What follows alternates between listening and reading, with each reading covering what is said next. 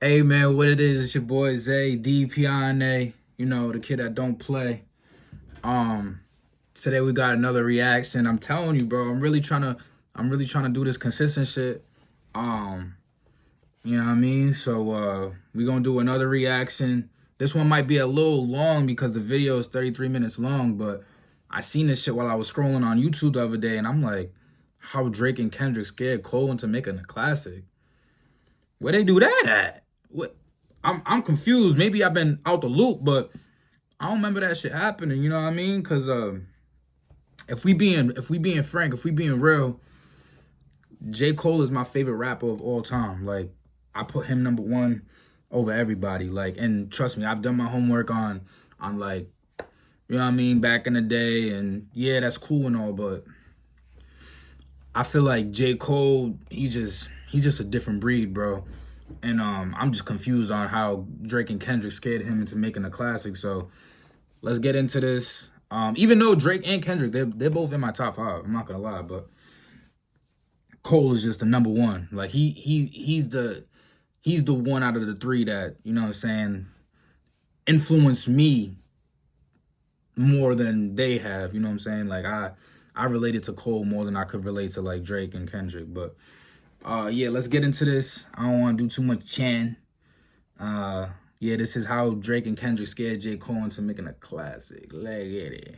I want to take you guys back to a simpler time. A time when Drake was not accused of being a PDF file, and in fact, he was giving us classic projects like Nothing Was the Same, Take Care, and So Far Gone, while simultaneously his counterpart, J. Cole... Yo, and let me tell you some shit though. Like, fucking Drake, bro.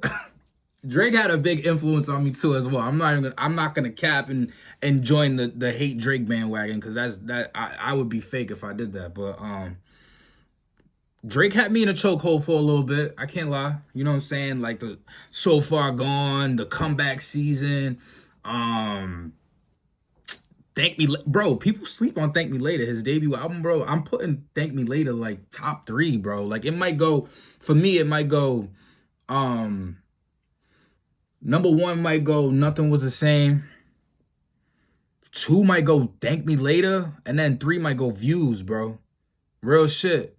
And then Take Care. Like, Take Care is cool too. Like, I fuck with Take Care, but that was more of like when he started introducing more of the singing shit. I mean, he was already doing that shit, but, you know what I mean? Like, but like when Drake get in his rapping bag, bro, he's hard. It's regarded by many as being the next guy with an impeccable skill set, a relatable story, and a strong message. Wait, what happened? While simultaneously his counterpart J. Cole was regarded by many as being the next guy with an impeccable skill set, a relatable story, and a strong message who carry on the next generation of hip-hop and become the most dominant force within the 2010s. See, this was just several months before Kendrick would shake up the entire rap game by dropping his debut major label album, Good Kid, Mad City. We're in the year... And here we go again, bro. I'm sorry I keep pausing, but yo... And then you got K-Dot, bro, with, in my opinion, Good Kid, Mad City is the greatest album ever created, bro. There's no debate. I'm not going to debate with nobody because that's how I feel, and my opinion is my opinion, but Good Kid, Mad City is the greatest album to ever be made. Real shit. Goddamn. 2011, and J. Cole is on the verge of dropping his own debut major label album, Cole World. See, Sideline J. Cole story. has just released what he calls not a podcast, but it really is a podcast. It's called the Inevitable series, where he's detailing the making of all of his early projects, everything from The Come Up, his first mixtape, to when he really started getting recognition on a larger scale with Friday Night Lights, and the pressure he had to live up to that hype with his debut album, Cole World. This wasn't just pressure from his fans. This was pressure from the label. And who was J. Cole signed to? Whose legacy did he have to live up to? Who was his boss? Well, no pressure, but it was none other than Jay-Z. The guy who I believe still has more #1 albums than Drake. The guy who ushered in Kanye West, amongst many others, but... Can we be real, though? Like, can we be on some, like, on a real tip? Can we, like, for everybody watching... Can we just all be real for a minute? And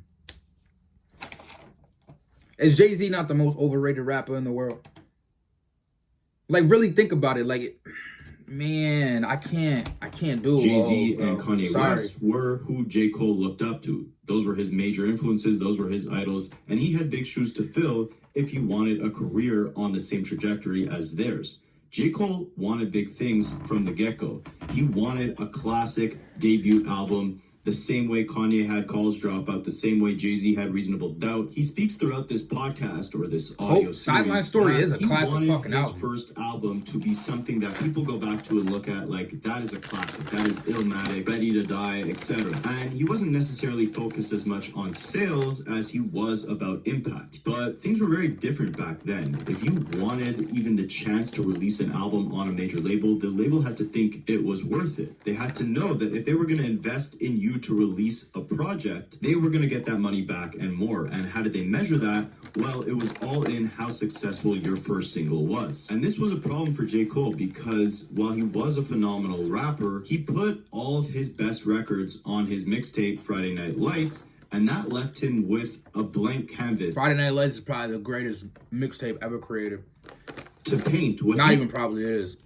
To be a debut album that was on the level of his mentor Jay-Z's album, Reasonable Doubt. But Jay-Z wanted money, so he told J. Cole, you gotta get a single, buddy. If you want to release this project, I don't care how classic it is, in order for people to actually want to buy it, for the demand to be there, you gotta have a single on radio so people know who you are. Right now, you're popping on that piff. You got a mixtape out, the underground loves it, the blogs love it. But how does that translate to album sales? Now, J. Cole kept trying for a while. Remember, we're still in 2010, 2011. So think back to this time, right? You had this new class of rappers who were completely different than the previous generation. In the early 2000s, you had The Game, Lil Wayne, 50 Cent, Young Jeezy, T.I. But then you had Kanye West, who changed the entire course of how a rapper can look, sound, and what they could talk about. And that birthed the blog era. The same era that J. Cole was destined to dominate. The same era that he thought he was the one. But when he told that to Jay-Z,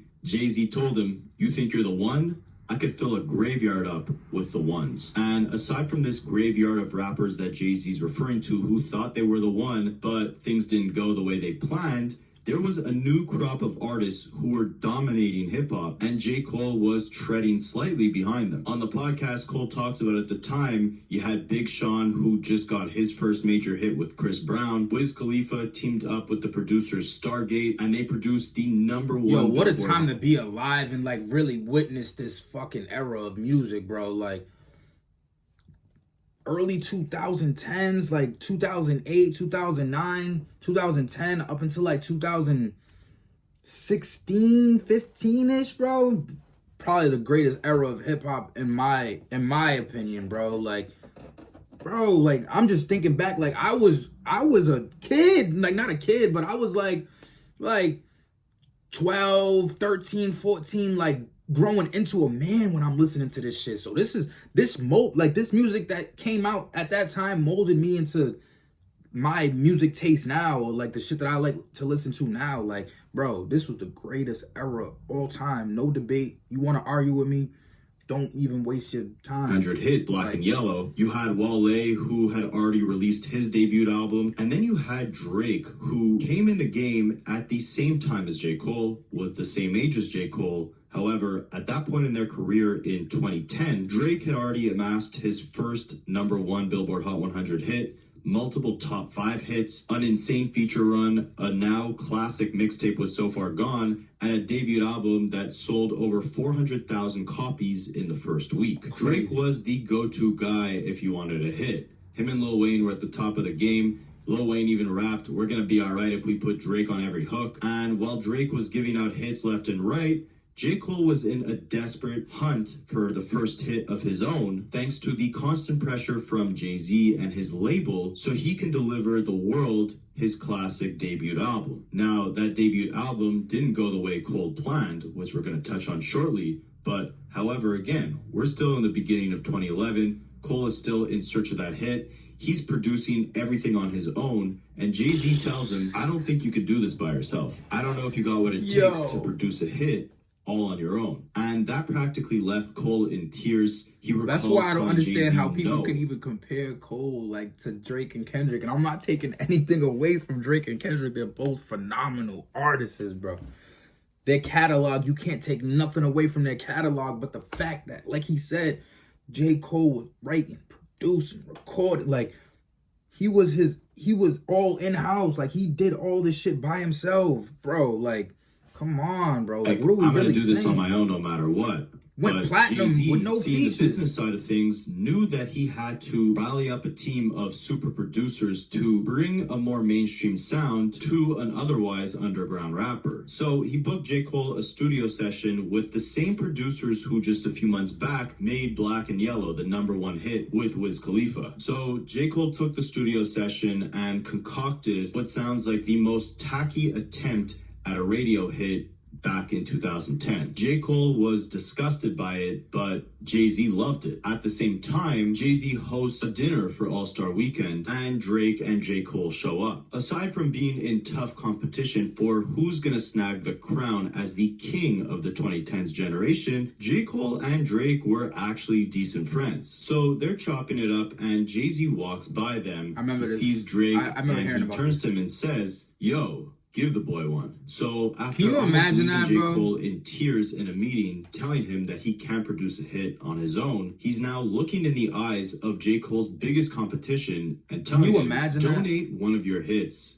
to my artist. This You was imagine that? unintentionally by Jay-Z an I'd extremely be sick. embarrassing look for J. Cole. You gotta remember, we're still in 2011, 2010 when all of these guys had a lot to prove. And Jay-Z just basically told J. Cole's biggest threat musically that he needs him to concoct a hit for Cole. Again, probably not with bad intention. Jay-Z genuinely just wanted Cole to have a hit so he can have the green light to release his debut album to a lot of success and finally fulfill his true potential. As 2011 progressed, Jay-Z continued egging Cole to give him a hit to the point where they were once at a club together and Jay-Z again asked him, "Where's the hit? I need one, just one." And J. Cole finally had enough. Where's the hit? It took You ain't got one. You know Jay had never put your album out without one. And dog, you know how come labels are relating with their outcomes. But, you know, I just studied it. Come on, let Nas to down. say this, but Crazy. he asked Jay-Z very bluntly, "Did you have a hit when you first released Reasonable Doubt?" Knowing that the answer was no, right? Because again, J. Cole wanted I to mean, you model owe his me, dog. career- I thought that you could relate. So while I shot up the charts, you mean telling me that I was not up to par when I followed my heart? Come on. and his introduction to the game the same way Jay-Z did. With that first album, I know they're maybe gonna not mention being that the song. massive commercial success that they'd later achieve as their career progressed, but an undisputed classic that would receive its flowers as time progressed. So Jay-Z told him, "No, I didn't have a hit with Reasonable Doubt." So J. Cole basically asked him, "So why do you think I need one? Why can't you have that same vision for Real me shit. that you had for yourself at the beginning of your career? Putting me in a studio with a bunch of mainstream producers that I have no real connection with, that my artistry doesn't align with, is not a real vision. Telling me I can't produce a hit on my own is not a real vision for my long-term artistry." And Jay-Z looked at him and said, "You know, you're right." And from that point on, another one of Jay-Z's artists, Memphis Bleak, had stated multiple times to Cole himself that Jay-Z gave J. Cole the most freedom out of any of his other artists. Even Kanye West, who is arguably Jay-Z's biggest artist, had a lot of hurdles to overcome before he could release his debut project. At first, he was known as a producer. People didn't want to make that same investment into him as a rapper as they were making into him as a producer. But with J. Cole, Jay-Z decided after countless attempts at trying to get him to get a hit so he can be on that same level as a Wiz Khalifa or a Drake, he was going to step back and let Cole do his thing. And a repeated theme that J. Cole brings up a lot throughout these podcasts is that him being confined to a studio, having to almost like clock in, clock out, have a whole team of different people around him, that's not where his creativity thrives. It thrives when he's by himself, in his thoughts, comfortable enough to open up and reflect and write about personal situations and just be in a headspace to really let the creative juices flow a little more naturally. And that's exactly what he did. While they were gearing up to drop that first single that Jay-Z loved, that J. Cole hated, that tacky 2010s radio hit, J. Cole in the meantime is at his house and he's listening to his favorite album, The College Dropout. He hears the record, the new workout plan, and immediately sparks start flying. He hears that sample that Kanye uses, and he flips it and creates Workout. I want to see it work out for me. I want to see it work out for me. Hey, we got a good thing. He rushes to bring it to Jay-Z, thinking Jay-Z is gonna love it. Most people have no idea that the best way to make... I don't really hate Workout, though. I'm not gonna lie. The fuck? Yeah, I don't. Be as confident that this is the go-to. Be thinking Jay-Z is gonna love it as much as he is. Be as confident that this is the go-to hit to kickstart Cole's career, and be as confident about it as Cole is about it. But Jay-Z's reaction was relatively passive, and he later admitted to J. Cole that he actually did not like Workout, but he never told him because he didn't want to discourage him, and again, he wanted to give Cole that creative freedom. So Cole, knowing in his heart that he couldn't release that tacky mainstream hit, he instead went with Workout, and while it didn't catch on at the beginning, it was enough to give him a small buzz to be able to get a release date for his first project. Now, again, Cole put all of his best work on his mixtape Friday Night Lights, which generated him... Stop saying that shit. Yeah, Friday Night Lights is a fucking classic, but don't... Why are you saying he put all his best work? Like, bro. Come on, man. Born Sin is crazy. Sideline Story is fucking phenomenal. 2014 Forest Hills. Oh, I get it. Like, before that. My fault. I'm spazzing for no reason. To be able to release a debut album in the first place. So now he's stuck with concocting a track list for an album that has a release date in September, a couple months away. They need the hit, they need the record that Cole fans already love, so they take a bunch of cuts from his older mixtapes and decide to put them on the debut album's track list. That's why you had Lost Ones, Daddy's Little Girl, Lights Please, like these are all older tracks. Most notably In the Morning with Drake, which Jay-Z specifically told Cole to make sure he put on the album. Remember, again, Jay-Z wanted Drake to give Cole a hit. Now, the release date's approaching. Cole doesn't necessarily have the classic album that he wanted, because not only is it rushed, not only is he pressured by the label to compromise his sound slightly to concoct hits, but he's also forced to put various songs from older projects on this new album. So it doesn't end up being the classic Illmatic, Reasonable Doubt that he wanted to have opening up his career. And at the time, I don't care what no one says, bro. And I'm sorry I keep pausing, but you had Rise and Shine on there. You had God's Gift on there. You had A Dollar in a Dream. Was it 3? You had you had, what else you had on there? Can't Get Enough. Nobody's Perfect. You had these are classics I'm throwing too. What's that one shit? Fucking damn. Nice Watch, Cool. What do you have? What's that other joint where it's just like it's like kind of like an interlude feel where like it's from a movie or something where the dad is talking to, well, be a man then. Be a man.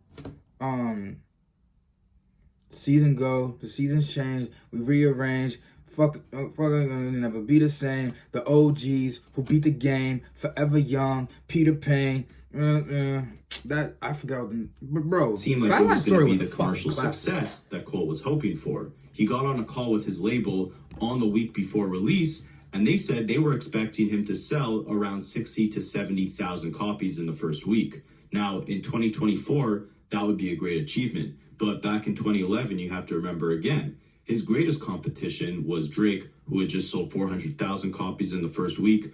Wiz Khalifa went #1 on Billboard and sold almost 200,000 copies in the first week with his debut album. Big Sean sold around 90,000. And J. Cole was the next guy up. So if he's selling considerably less than all of his counterparts, it's going to be a long climb up to the top of the hill where J. Cole eventually wants his career to be. However, to his surprise, his fans came through. They actually understocked the album, meaning that Roc Nation didn't send retail stores enough copies of the album. That's crazy. And there was tons of demand. It ended up crushing expectations, selling around 220,000 copies in its first week of release, putting J. Cole right in that second place behind Drake and in the elites of the new generation of hip-hop. But now he has a bigger challenge. See, he didn't get that classic with his first project like he wanted. But if you've ever heard of a sophomore slump, then you know that there's even more pressure to live up to the hype of your first album with your second. And that's what J. Cole needed to do. He says in this podcast that anytime an artist says that they're already working on their next album right when they put out their first one, then that probably means they really weren't happy with the final product of that first album. And that's exactly how J. Cole subconsciously felt. He was dealing with a lot of pressure. Born Sin is my favorite J. Cole while album. simultaneously dealing with some unresolved issues amongst his family. See, his stepfather, who had helped support him and his mother, had left the two of them unexpectedly,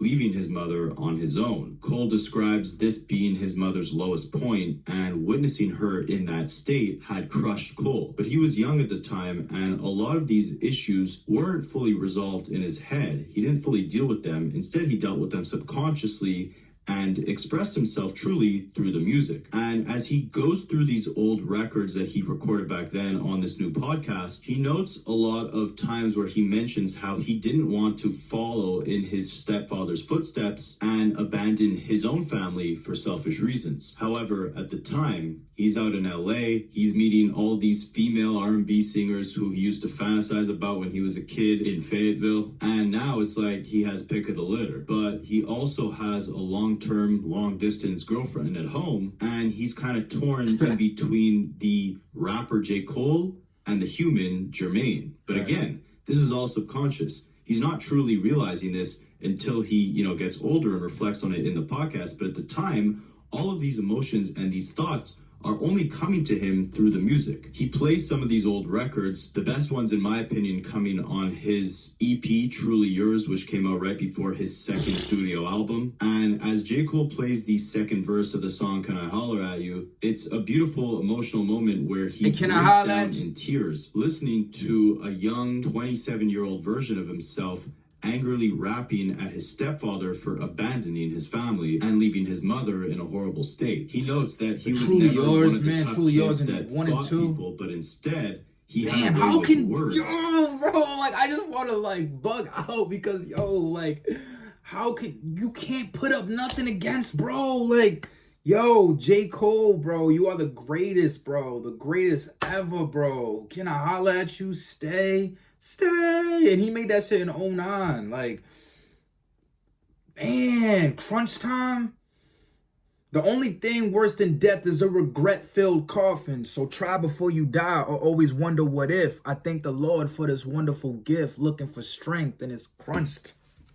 He wouldn't jab you physically, but instead emotionally. And at this point, he's made peace with his stepfather and understands that everyone in life kind of has to do what's best for them and might not be thinking of the people around them that they're hurting in the process. And he cries at the fact that he was so angry at his stepfather 10 years prior, but was completely unable to express it unless it was through the music. And it's interesting to note, again, Breakdown was on Sideline Story, bro. Come on. Moments came from when he was all alone in his own thoughts. The record where he's angrily rapping at his stepfather came from a moment where he was writing all by himself. But while that might have been Jermaine, he's now in LA in the process of creating his second album, and he's living the rapper life. He's living as J. Cole. And not only did his ego as J. Cole possibly take over when it came to the dynamics of his relationship with his then girlfriend and how he approached monogamy, but there was this duality and a split of his personalities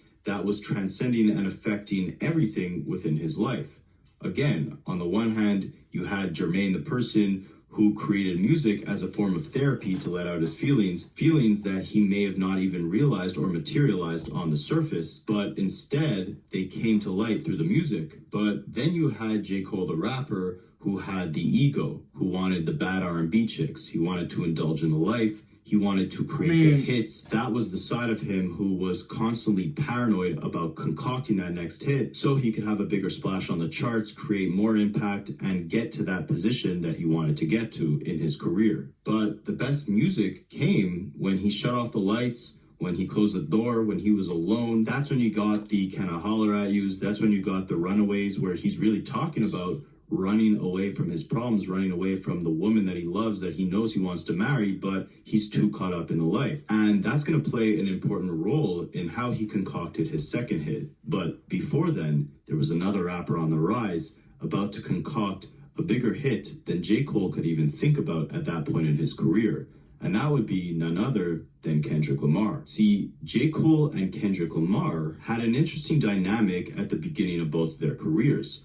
Obviously, J. Cole came before Kendrick, right? J. Cole released his debut major label album in 2011, sold about 220,000 copies the first week. He was already a success. Kendrick, on the other hand, had Section 80, which was an independent mixtape. He was still relatively on the come up. And Drake, who was bigger than both of them, decided to invite both of them on his Club Paradise tour in 2012. This was all off the heels of Cole releasing Cole World, Kendrick putting out Section 80, and Drake making the massive splash with Take Care. Because they were all touring the world together, J. Cole and Kendrick formed this bond that J. Cole described as the relationship you'd have with a younger cousin who shared the exact same interests as you. Cole said, "For the first time, I had found someone that loved hip-hop as much as I loved it. He took it as serious, had similar taste. It felt like your cousin coming over to the house." So with the love that J. Cole had for Kendrick and the mutual love that both of them had for creating incredible hip-hop music, it was no surprise to everyone that they would collaborate quite frequently and even tease the possibility of doing a collaboration project together. Wish that Cole went on to say that Kendrick was the first artist that he ever wanted to sign to his Dreamville record label. But while Cole might have got a head start to Kendrick, while he might have looked at Kendrick as a younger cousin, while his album Cole World might have sold 40 times more copies than Kendrick's independent release Section 80 in its first week, what Cole didn't realize was that while they were on that tour bus, spending late nights recording after performing on tour with Drake, Kendrick had a little trick up his sleeve.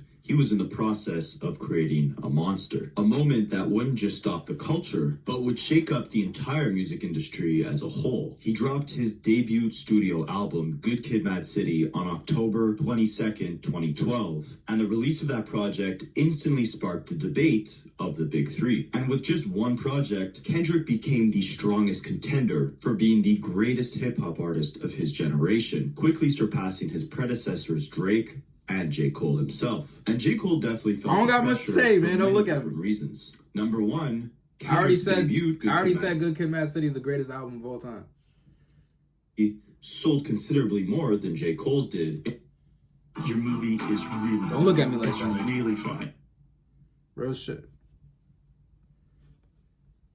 He Cole sold that World, shit the on Sideline Cole. Story, sold 218,000 in the first week, while Good Kid, Mad City came in around 11% higher at 242,000 in its first week. Kendrick was able to achieve that similarly to J. Cole without a massive single going into the album. Workout off J. Cole's first album and Swimming Pools off of Kendrick's only really gained traction once the actual album was released, which was very unconventional at that time because usually the single took off and that's what dictated how much your album was going to sell and when you were able to release it. But Kendrick didn't just surpass J. Cole from a first week sales perspective. Commercially, his hits started blowing up much larger than J. Cole's. Songs like Swimming Pools, Effin' Problems, Poetic Justice, Backseat Freestyle, Don't Kill My Vibe. But even bigger than the commercial splash that Kendrick made was the impact and acclaim that Good Kid, Mad City received from the culture. See, while J. Cole was in a desperate search of getting that radio-friendly hit single for his first album, an important factor that he possibly overlooked. You know why I don't care? Because like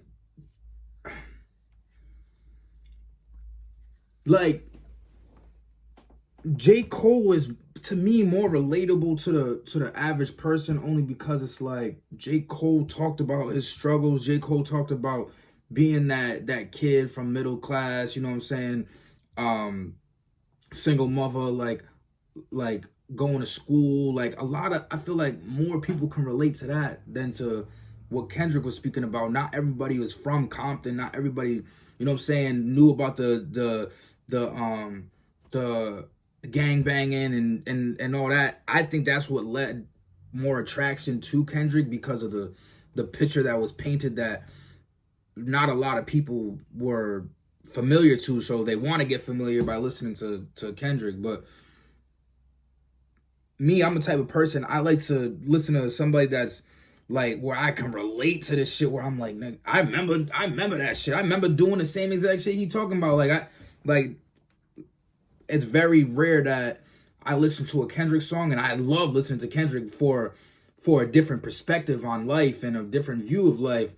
But it's very rare that Kendrick says something and I'm like, I remember that. I remember that feeling. I remember walking outside and seeing that shit. Like, there's a lot of shit that J. Cole says where I'd be like, yo, I remember doing that. I remember, you know what I mean? Word. The fact that sometimes your records don't necessarily need to chart high or be designed to get abused on radio stations in order for them to resonate with a large mainstream audience. This is exactly what happened to Kendrick Lamar, as records like Mad City or Money Trees never charted high on the Billboard charts, were never spun on the radio back in 2012, but J. Cole recalls seeing Kendrick's crowd react as he played those records live, and realized he's never had a crowd react as loudly or as strong to a record in his career by that point in time. Another thing that Kendrick had, which J. Cole didn't, was the unanimous praise by critics and online fans. He recalls blogs like Pitchfork or different award shows like the BET Awards never painting him as this golden child or showering him in praises the same way they did to Kendrick Lamar. As it stands, Kendrick's first album, Good Kid, Mad City, currently sits at a 91 rating by critics on Metacritic. J. Cole's The Sideline Story sits over 15 points lower at a score of 75 on Metacritic. While these online blogs and award shows are not as relevant today in 2024 as they were back then, you have to remember that this was a much different time, and that J. Cole's ultimate objective coming into the game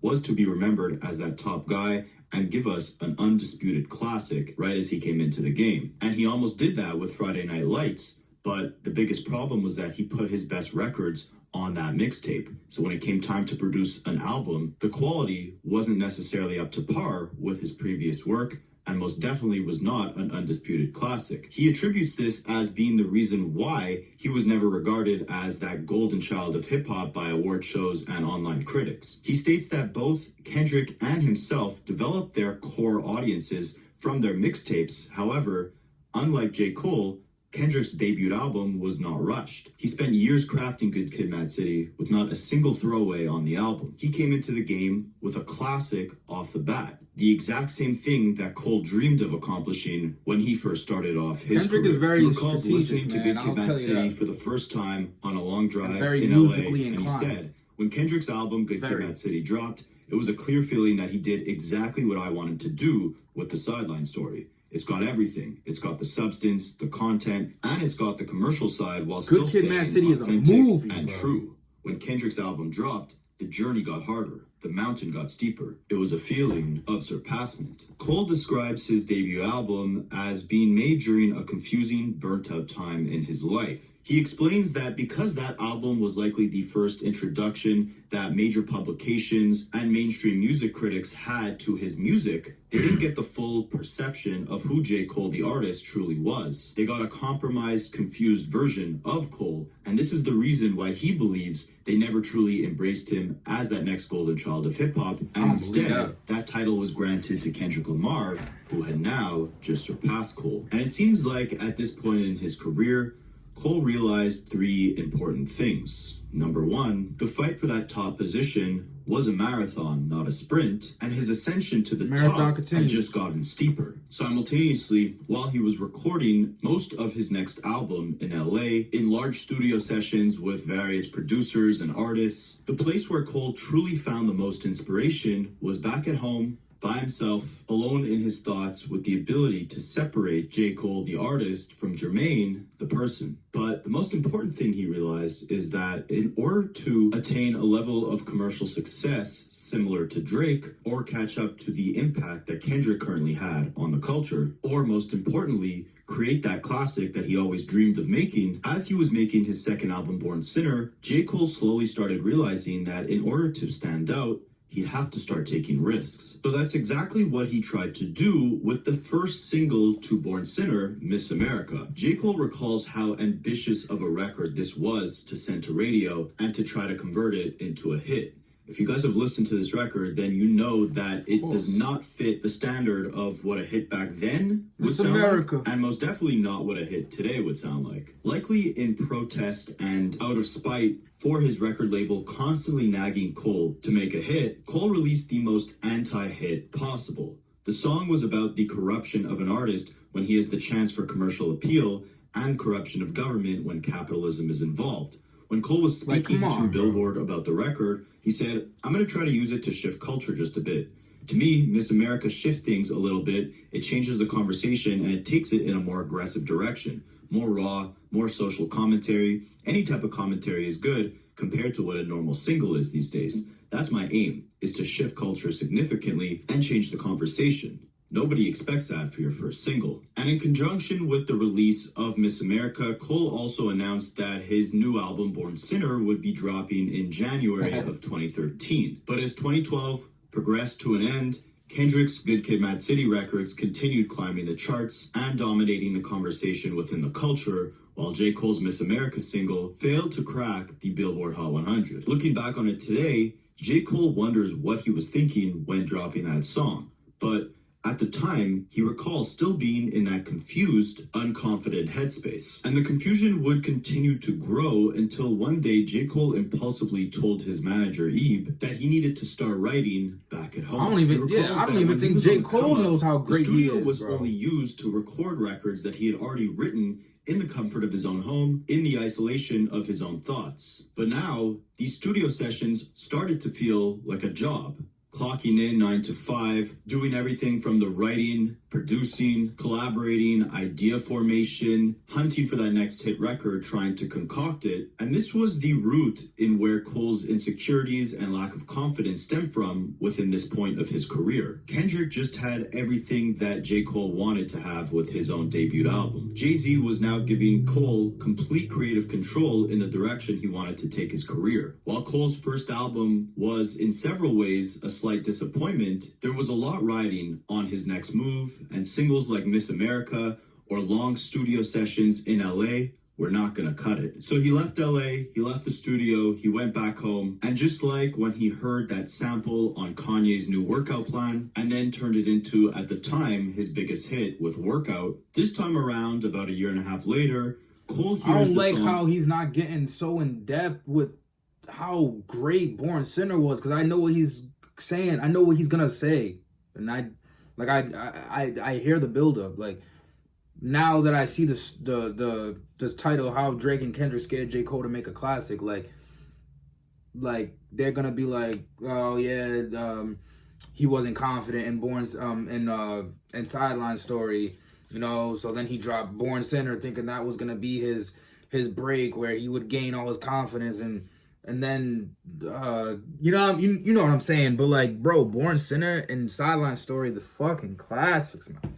Like, Born Sinner, bro, I'm not gonna go and break it down because this is what his video, he should have did that. But like, they're trying to say that he went back home and was like, you know what, and then he made Forest Hills Drive. To me, bro, to me, and I fucking love '03 Adolescence. I fucking love January 28th. Love yours, bro. You mean? Apparently, like, those are fucking, like, that album is a classic, but yo, call me crazy, but I'm putting Born Sinner and Sideline Story over that. More, but Call me crazy. This game. It's a fact. Oh shit. Let me stop talking because it's gonna take how beginning long part of the record. to upload. Here's the song No More by Hubert Laws, and it's around about a year, and then turned it into just like when he heard that sample on Kanye's new workout plan, and then turned it into, at the time, his biggest hit with Workout. This time around, about a year and a half later, Cole hears the song No More by Hubert Laws, and as soon as this beginning part of the record plays, Power trip, bro. Cole, in isolation all by himself, comes up with the inspiration to turn that into this. Oh, my fault. See, I got a little too ahead of myself. And just like that, Cole had concocted, at that point in time, his greatest single and his biggest one to date. But he didn't even know it yet. Like I said before, Cole was still in that confused, almost burnt out state where he lacked the confidence to truly understand where he should take the direction of his career. He wanted the undisputed classic album that went against all of the limitations set against him by the label, but when he took a step in that direction with Miss America, it didn't go in his favor. When he showed Jay-Z Workout for the first time and was so confident that this would be his first big hit, Jay-Z's reaction left Cole thinking he may not have that knack or that instinct to be able to decipher what truly makes a great hit. In the same time period, Cole also created the song Crooked Smile, which was obviously a lot more radio friendly. Everyone at the label told Cole to go with Crooked Smile as the first single, except for his manager Ebe, who protested and fought so heavily for them to go with Power Trip instead. The reason being, they needed to take risks. Power Trip sounded like nothing else that was on the radio, nothing else that was coming from the other major players in the industry like Drake or Kendrick Lamar, and it was true to Cole from both an artist perspective and a human perspective. It was genuinely representative of what he was experiencing at that stage of his life. And it seemed like the moment he created Power Trip and stayed true to himself was the moment that Cole stopped struggling to create hits in the future. But at this point, he still struggled creating a classic album. He just watched Kendrick do it, and over a decade later, it seemed that irony still had the last laugh. J. Cole still wrestled with lingering, unresolved emotions towards the accolades Kendrick Lamar received early in his career, as on 7 Minute Drill, J. Cole took aim at Kendrick's discography, praising Good Kid, Mad City as a classic, but dismissing its follow-up as a critical darling that, as he put it, put people to sleep.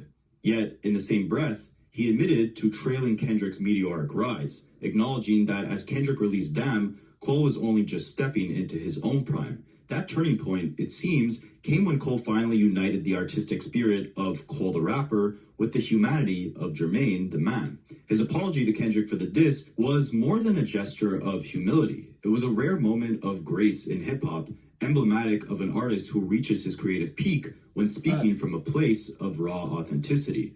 This sincerity has been a long cornerstone of Cole's career. Back in 2013, he made perhaps his most vulnerable move yet with Let Nas Down, a soul-bearing confession detailing the disappointment his idol, Nas, expressed over Cole's first mainstream single, Workout.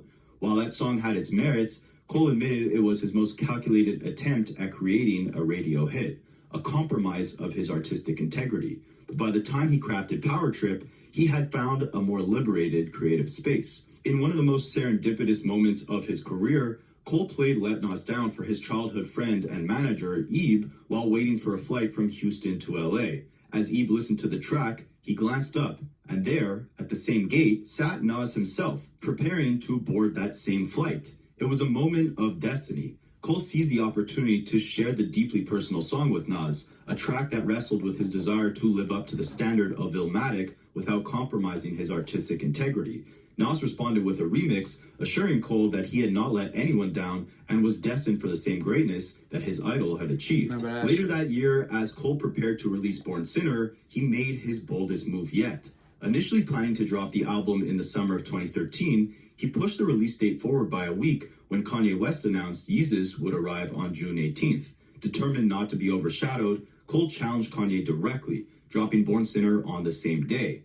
Although Kanye secured the #1 spot in its first week with over 320,000 units sold, Cole's Born Sinner followed closely behind with 295,000 copies. And in a surprising twist, Cole's album actually outsold Yeezus in its second week and eventually climbed to the top of the Billboard charts in its fourth week, surpassing both his mentors Kanye West and even Jay-Z's album Magna Carta Holy Grail.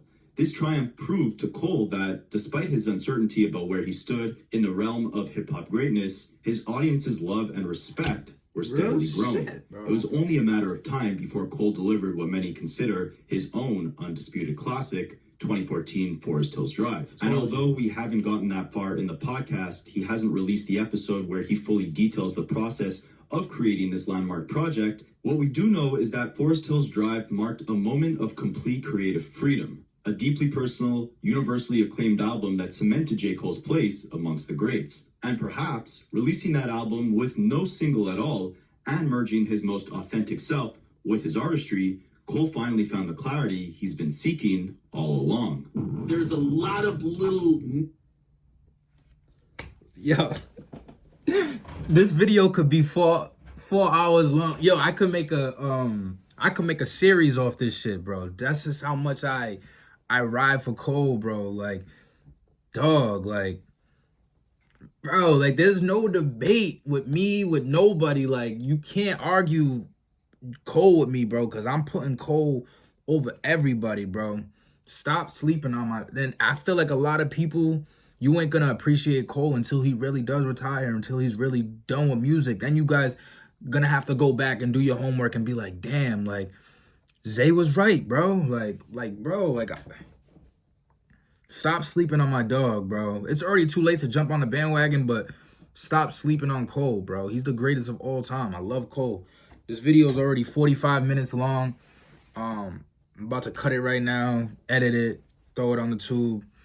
I appreciate anybody who's made it this far. I doubt y'all watched it this long, but if you did, I fucks with you heavy. Like, comment, share. You already know the vibe. It's your boy Zay, DPINA. What y'all think? Who's your top 5? Put it in the comments. Or do you agree that J. Cole is the greatest out of the big 3? Lego.